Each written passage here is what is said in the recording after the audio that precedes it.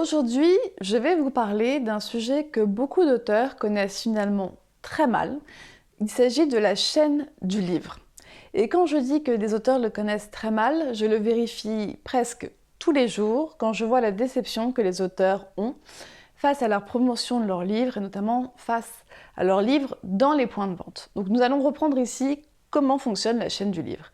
Et on va s'imaginer un livre qui vaut 100 € hors taxe. Ok, je sais que c'est énorme, mais c'est pour que l'exemple soit clair, simple.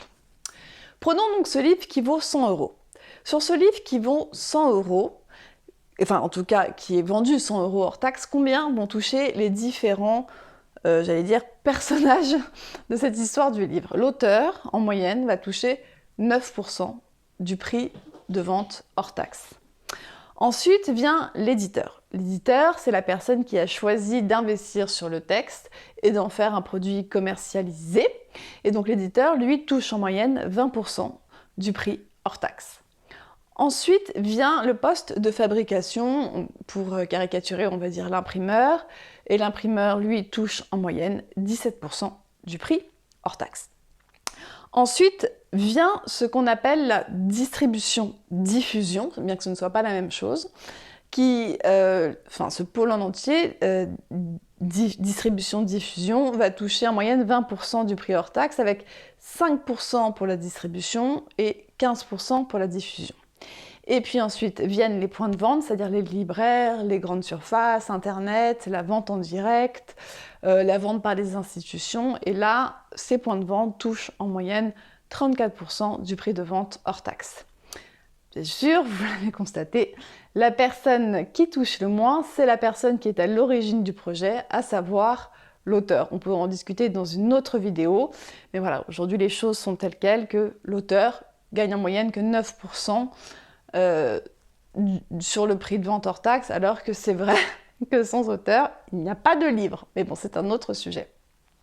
Le point sur lequel je voudrais insister est le pôle qui gagne 20%, qui s'appelle le pôle distribution-diffusion, que les gens confondent souvent et que les auteurs comprennent mal, et qui explique en grande partie la chaîne du livre. La distribution, c'est la partie qui s'occupe de la logistique du livre, c'est-à-dire c'est elle qui réceptionne les livres et qui s'occupe de l'entreposage des livres. Ok, c'est de la logistique. La diffusion, c'est la partie commerciale du livre, c'est-à-dire c'est la partie qui doit s'occuper d'aller vendre, d'aller solliciter les points de vente pour que ces points de vente acceptent de mettre le livre dans leur rayonnage. Ok, donc sans diffuseur, votre livre n'a aucune chance de se retrouver dans la librairie. Le nerf de la guerre se joue dans la capacité à bien gérer la distribution et la diffusion, ce qui entraîne après le stock, les retours, etc. etc. C'est d'autres sujets, mais c'est là où se trouve la plus grande richesse, en fait, et c'est là où on pénètre ou pas le marché. Pourquoi c'est très important? Parce que beaucoup de sociétés d'édition, enfin beaucoup de grands groupes d'édition, on va plutôt dire ça comme ça, ont leur propre société, leur propre filiale de distribution-diffusion. Par exemple, le groupe Hachette, qui détient beaucoup de maisons d'édition, a Hachette Diffusion. Hachette Diffusion. Hachette Livre, Hachette Diffusion, je sais plus, Hachette Livre pour la diffusion et la distribution. Le groupe Editis a Interforum pour la distribution-diffusion.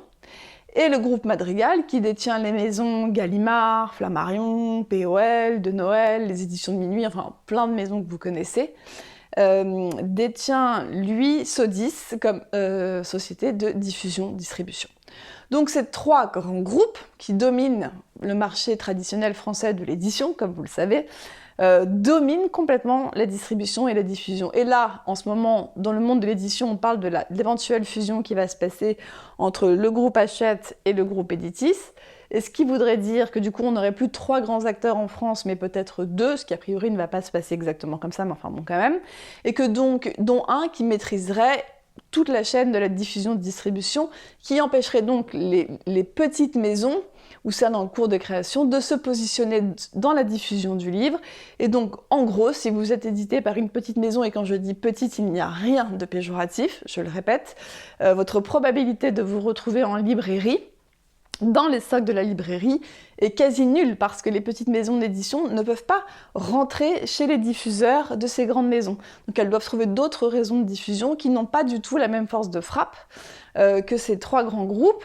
Et les libraires, eux, ont tendance à choisir aussi, à céder plus facilement à ces grands réseaux de diffusion-distribution parce que c'est plus simple pour les stocks, parce que c'est plus simple pour les allers-retours et plein d'autres choses comme ça.